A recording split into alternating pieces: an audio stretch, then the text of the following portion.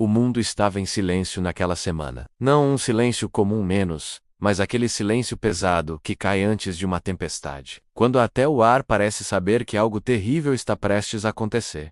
E no centro desse silêncio estava Judas Iscariotes, o homem que carregava uma sombra, ninguém sabia quando começou. Talvez no primeiro milagre, talvez no primeiro sermão, talvez no momento em que Judas percebeu que Jesus conhecia seu coração melhor do que ele mesmo. Mas havia algo dentro dele, um sussurro. Algo que se movia nas brechas de sua alma. Uma sombra que crescia cada vez que ele pensava em poder, em conquista, em glória. Era uma voz suave, quase tranquila. Ele não fará nada. Ele é fraco. Você poderia ser mais. Judas não percebeu quando a voz deixou de ser um pensamento e virou companhia constante. O preço da alma naquela noite, quando os sacerdotes lhe ofereceram as 30 moedas, Judas sentiu a sombra se aproximar de vez. Não era só tentação. Era como se a água escorregada, gelado e faminto, passasse por detrás de seus ombros e murmurasse: aceite. Quando a bolsa de prata tocou sua mão, Judas sentiu um calafrio que subiu pela espinha. Não era alegria.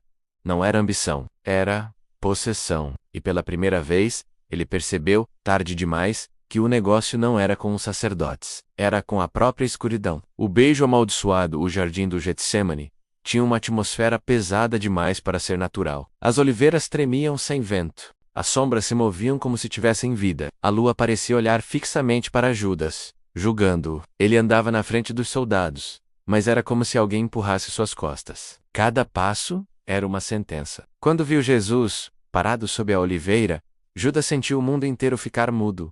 Jesus não recuou, não se defendeu, apenas olhou para ele, menos, com pena. E a sombra dentro de Judas rugiu. Ele encostou os lábios no rosto do mestre. Um gesto de amizade, transformado em maldição. O beijo queimou sua boca como ferro quente. A loucura do arrependimento depois que Jesus foi levado, algo se rompeu dentro dele. A sombra, agora alimentada, cresceu, inundou seu peito. Encheu seus pensamentos com gritos, risadas, ecos. Judas vagou pelas ruas como um fantasma vivo, vendo vultos, ouvindo passos atrás dele.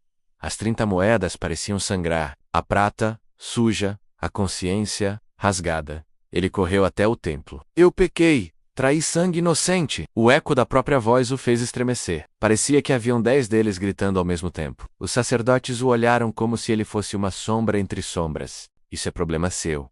As moedas caíram no chão com um som que não era natural, quase como ossos quebrando. O fim, sob a figueira negra, Judas fugiu da cidade correndo, tropeçando, chorando, rindo, gritando. A sombra o seguia. Ou talvez, o guiava. A figueira apareceu diante dele como uma criatura de braços retorcidos. O vento uivava entre os galhos, mas nenhum galho se movia. Judas sabia o que a escuridão queria. Amarrou a corda, respirou fundo. Esperou por um último pensamento de esperança. Mas não veio, somente a voz. Agora você pertence a mim. E Judas se entregou à noite eterna. Eco na escuridão. A história de Judas não termina com o corpo pendendo no silêncio. Há quem diga que a sombra daquele homem nunca encontrou descanso, porque há traidores. E há aqueles cujo nome se torna um feitiço sombrio. E Judas. Judas foi ambos. Obrigado, o próximo vídeo.